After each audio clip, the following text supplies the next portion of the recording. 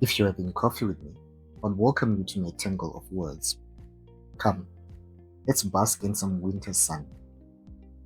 Did you know that the FIFA World Cup is the single most watched sporting event in the world? Every 4 years, something remarkable happens. Football manages to do what summits, treaties, and diplomatic handshakes cannot: turn the world into one enormous, improbable family. Millions of us scattered across time zones, cheering at the beautiful game. It is a reminder that beneath all of our borders and grievances and identity politics, we can still be brought together. For a few weeks, the world feels smaller and more connected. When African countries make it to the global stage, the rest of the continent often rallies behind them.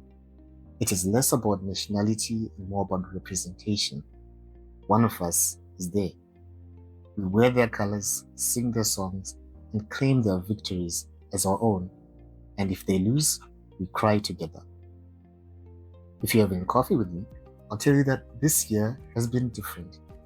African nations still united, but in protest against South Africa and Morocco, supporting whichever team happened to be playing against them. It would have been interesting to see what would have unfolded had South Africa and Morocco met each other on the pitch. The World Cup stage became a platform for protest against South Africa's xenophobia. People cheered when they lost and celebrated when they were knocked out. South Africa has been gripped by an illegal immigration crisis, something many nations grapple with. There are protests ostensibly targeted at undocumented immigrants, but in practice, the anger does not stop at documentation status. It spills over, catching anyone who looks or sounds other. There have been cases where South African nationals have reportedly had to flee violent crowds because they were mistaken for foreigners. The state's language has been procedural, bureaucratic, and almost clinical, and could be interpreted as a tacit approval.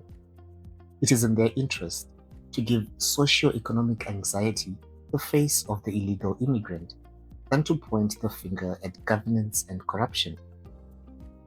If you're having coffee with me, I'll tell you that people have genuine grievances on unemployment, inequality, crime, and service delivery. Those are real, and the anger has a legitimate source. But a sober reflection reveals something else. The blame has been conveniently and squarely placed on the visible immigrant, rather than interrogating the systems, structures, and leadership failures that created the conditions in the first place. As the 30 June deadline looms, thousands of foreigners are trying to leave South Africa ahead of the planned protests, with African country governments working hard to repatriate their citizens. But this is not a South African story. Not entirely.